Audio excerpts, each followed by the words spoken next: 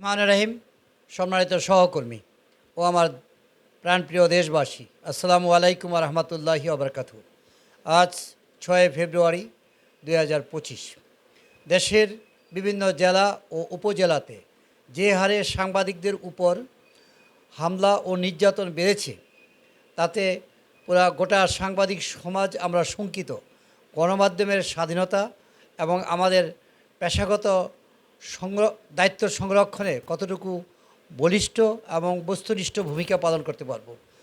তাই অন্তর্বর্তীকালীন সকল উপদেষ্টা মহোদয়ের প্রতি বিশেষ অনুরোধ থাকবে, অন্তত গণমাধ্যমের স্বাধীনতা সংরক্ষণে সাংবাদিকদের জন্য সুরক্ষামূলক আইন প্রণয়ন করিয়ে অপরাধীদেরকে অনতিবিলম্বে আইনের আওতায় এনে দৃষ্টান্তমূলক শাস্তি প্রদান করা হোক।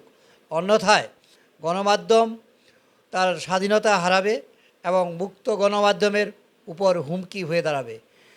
গোটা সাংবাদিক সমাজ এতে অসহায়ত্ব ফিল করবে এবং দেশ ও জাতির কল্যাণে তাদের বলিষ্ঠ ভূমিকা এবং সেবা প্রদানে বিঘ্নিত হবে। ধন্যবাদ। সকলে ভালো থাকবেন। আমি ন্যাশনাল প্রেস সোসাইটির কেন্দ্রীয় কার্যালয় থেকে সাংবাদিক মোহাম্মদ মাহবুবুল ইসলাম সকলের সুস্বাস্থ্য ও ন্যায় হায়াত কামনা করছি। খোদা হাফেজ।